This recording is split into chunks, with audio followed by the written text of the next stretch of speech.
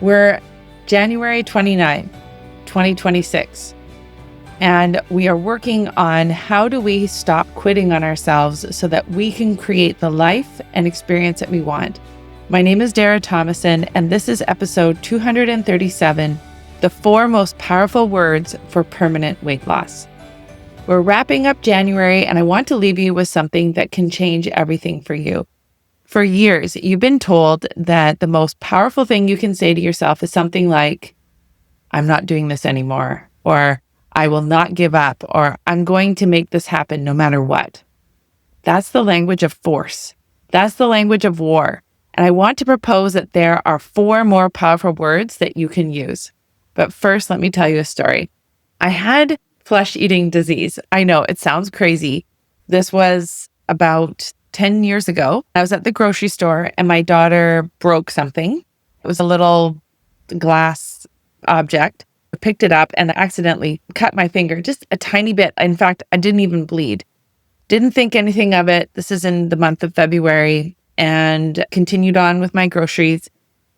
Anyhow, long story short, I had flesh-eating disease and I did save my finger. For those people on the podcast are watching, you can see my finger looks a little different. I have no nerve in my middle finger, and I have this skin was from the back of this finger. They saved my life, but I had a lot of different surgeries and challenges.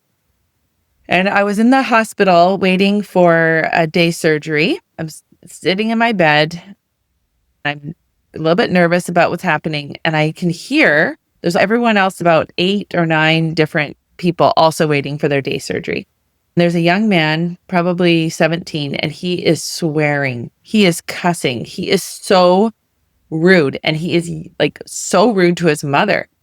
And I am beside myself. I don't have a very high tolerance for disrespect and swearing. I was a school teacher for 10 years, and I had a lot of kids that were challenging. Anyway, so I went up to the nurse and I said, is there any way that you can remove him or tell him to stop talking that way? And she said, well, I don't think so. We're just hoping that he'll have a surgery sooner than later. And I said, this isn't working for me. There's young kids, there's older senior citizens, and he is just cussing. It's awful.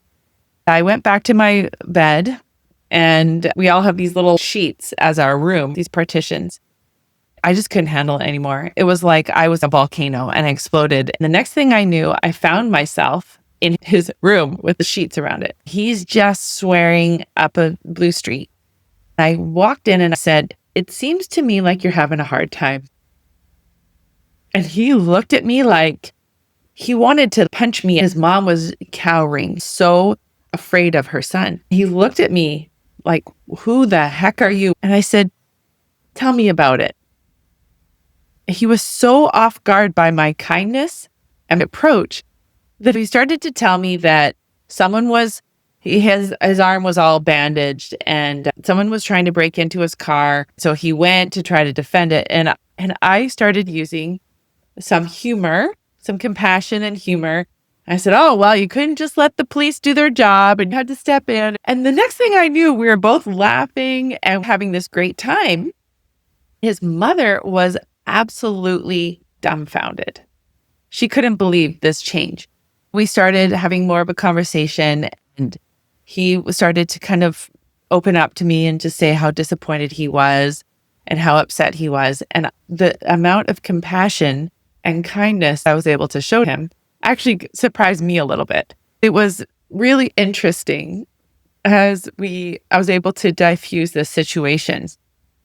And from then on, he actually did apologize to his mom, and we were able to move forward.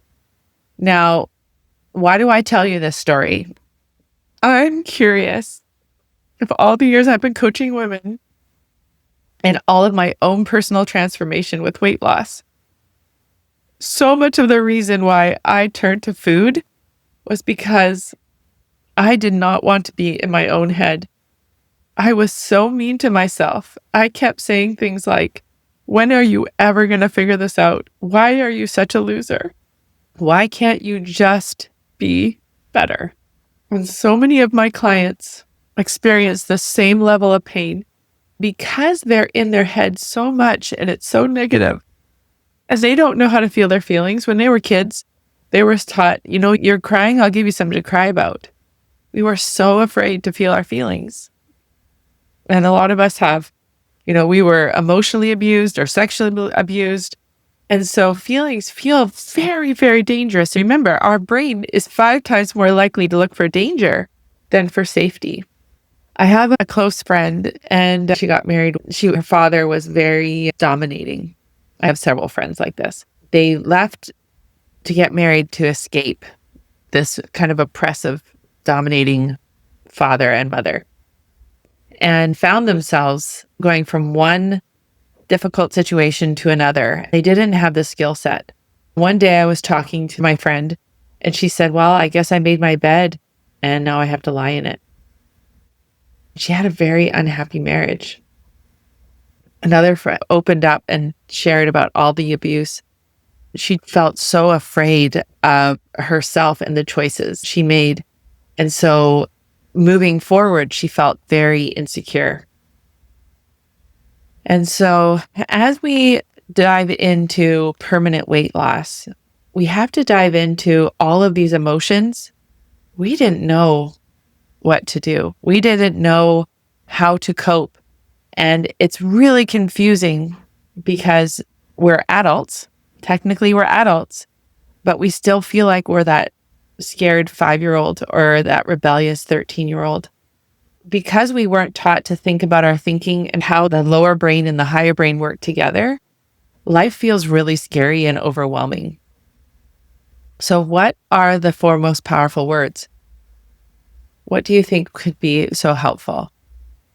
So when we have these terrible words like, I'm such a loser, what do I need? When you ask yourself that question, not in a judgmental way, but with genuine curiosity and compassion, everything changed. Just like when I walked into that room and I said, it looks like you're having a hard time. Am I reaching for food right now? What do I need? Am I upset? What's this emotion? Am I afraid? Am I lonely? Am I overwhelmed? What fundamental need is underneath this?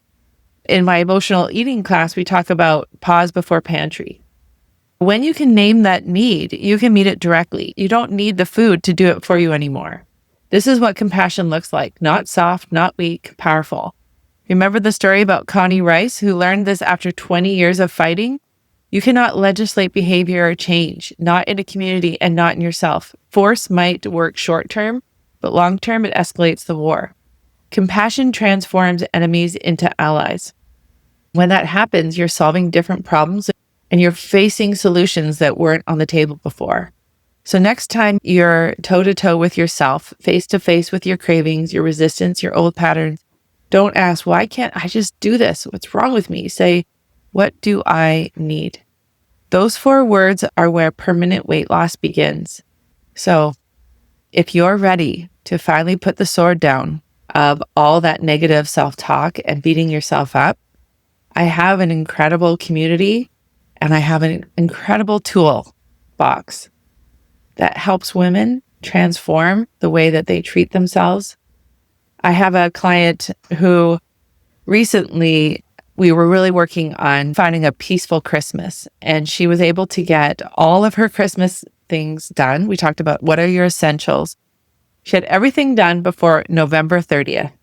And on December 2nd, she spent the night in the emergency room with her husband, who had a code blue. She left me a message this morning and said, Dara, I am so grateful that I take care of myself. She's like, I have never been this ahead of the game. And she has such a healthy relationship, and it'll be 5 years that we'll work together. And she said, I never knew that this was available to me, that I could be this happy, organized, and have so much success in my life. It's because she's been working on her brain. That's what I want for everyone. And that's why I love doing this podcast. If you're ready to put that sword down and truly learn the power of compassion, self-love, I'm here for it. If you know what you should do, but you can't figure out why you keep falling short, that's the dilemma, isn't it? You have all the knowledge, you know the steps, but something keeps you from following through. That's exactly what we resolve in Love Yourself Thin, my lifetime membership for quilters and creatives, because you don't have a knowledge problem, you have a thinking problem, and that's what we're here to solve. When you join Love Yourself Thin, you get lifetime access to the tools to help you understand why you do what you do so you can finally create permanent weight loss. No more frustration, no more wondering what's wrong with you, just real transformation from the inside out. You can learn more and join at www.darathomason.com. This is where the real work happens. Can't wait to see you there.